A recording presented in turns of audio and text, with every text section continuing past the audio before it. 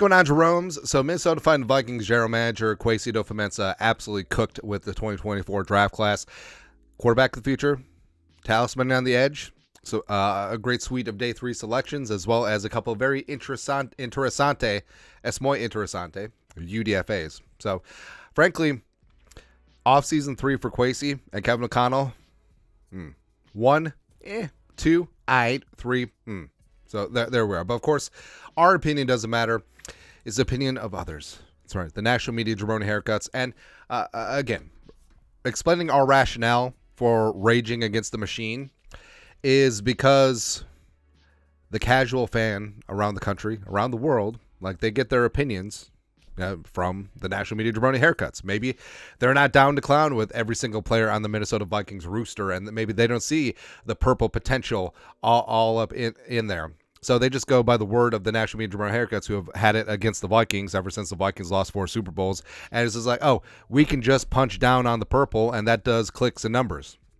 It's ingrained in it. And also, maybe some local media does that too. Who knows? But Gennaro Fillice, staff writer, deputy editor, written content, over at NFL.com.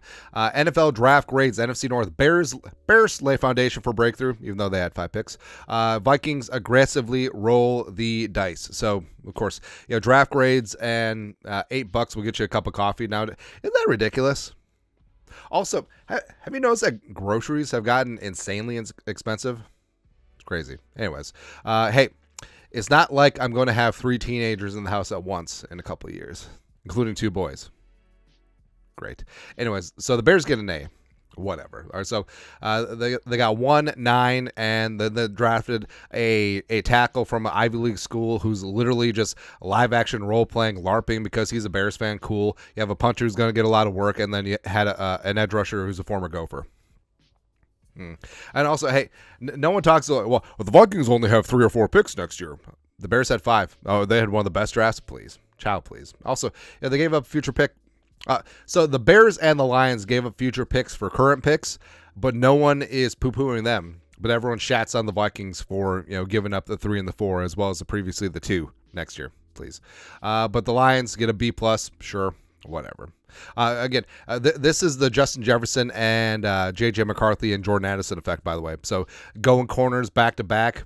I mean, yeah, they had to replace Sutton, but nah. Now, if you're scared, get a dog. Go ahead. And also, giving up future picks. I feel like Brad Holmes is getting too much of the benefit of the doubt because of his draft last year. He gave up future picks for a Canadian tackle and a running back / safety who's not a good running back or safety. Other than that, then the greasy grimy Green Bay Packers get a B because why not? But although a lot of Packers fans are sort of bored with this draft, I thought it was a pretty damn good draft. Of course, it's not sexy. I mean, you have a tackle, Jordan Morgan, who's got a nasty streak. You have Edgerrin Cooper, who's a great off-ball linebacker, replacing Devondre Campbell. And Lloyd is going to be stud. I kind of like this draft. But, of course, the Vikings are down in the early rounds. So, C+. C+. Even though the Vikings, in the first round, they didn't mortgage the future. Oh, but 2, 3, 4. Who cares? No one gives a poop. So the Vikings, they get their quarterback of the future, as well as one of the best speed rushers in the NFL, as well as potentially the best pass rusher in this class. But C+. C+. All right, so let's get into this. The JJ McCarthy debate felt like the most impassioned discourse of the entire draft cycle. Essentially, there was 2 camps. Oh, it was JJ McCarthy? Oh, it wasn't Drake May? Yeah. JJ skeptics. He never had to carry the team, and QB wins is asinine.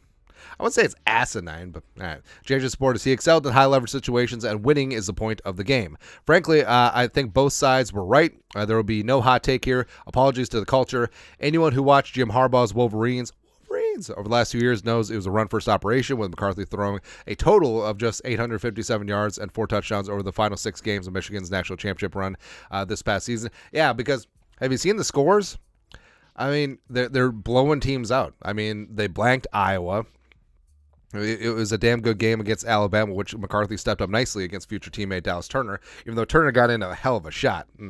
On the other hand, the highly pedigreed passer flourished in big spots, routinely making the plays that needed to be made when the Wolverines needed the most. In terms of wins, additional context that not only matters in this team sport, but also I think it's short-sighted to completely dismiss a 27-1 college record, with the lone loss being a 41-45 defeat in the national semifinal. So, hey, he lost to Quentin Johnston, so Quentin Johnston has to be good, or Max Dugan has to be fantastic, right? But the whole thing is, like, quarterback wins isn't a stat, but it's an indicator. It means that the quarterback is operating the offense efficiently. He's not making mistakes and making his team lose. And that's exactly what JJ McCarthy is going to be at the jump. So where does that leave me when it comes to projecting how JJ will fare in the NFL? In the DAC, I don't know. That's a scary place to be. So it's scary because you don't know, because you know that Caleb Williams is going to work out, because you know that Jaden Daniels and Drake May are going to work out. But it's like, JJ McCarthy at 10? No. Please. Trading him for outside linebacker Dallas Turner at 17, but they sacrificed valuable draft assets. Again, 2, 3, 4, whatever. 1 year. No firsts, no 26 picks, and also, y'all are creaming in your jeans because of the Bears draft, even though they had 4 picks going into it, 5 picks total at the end, because they mortgaged the future again. Again, no second-round pick. The third-round pick is a tackle project. Cool. And then, no talk about how the Lions, the mortgage future value by trading up for Manu and Vaki. Please. The redonkulousness of the national media talking out of both sides of the mouth is just so stupid. Plus, the whole thing is like, so if the Vikings had somehow acquired future draft capital in rounds 2, 3, 4, they'd be like, hey, do you know the hit rate of picks in rounds 2, 3, 4 is very low? Please.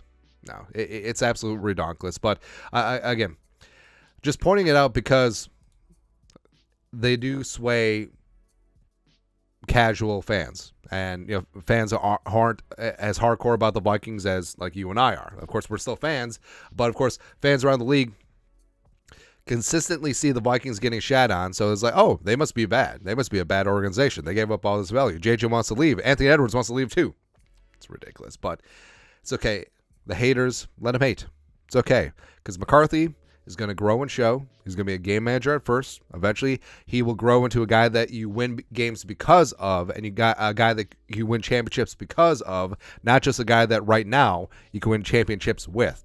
Dallas Turner will become one of the best edge rushers in the game. He'll be Brian Burns 2.0. Kyrie Jackson is going to do beautiful things on the outside. Rouse is going to be a valuable swing tackle and maybe take over for Brian O'Neill in a couple years. Will Reichard will break the Vikings kicker curse. Juergen's going to be a starting center next year. Levi Drake Rodriguez is going to be the story of day 3. And all heart, all hustle, as well as Gabriel Murphy is going to be a stud. Same thing with Bo Richter. Same thing with Dwight McLaughlin. But other than that, going to be fine. But it's okay. NFL.com was already on the list, but they made the list again. So, shocker, man. But your thoughts on our thoughts. NFL.com gives the Vikings draft a C+. The worst in the NFC North. Whatever. Let us know in the comment section below. You guys are the best. You know what to do. Skull production value.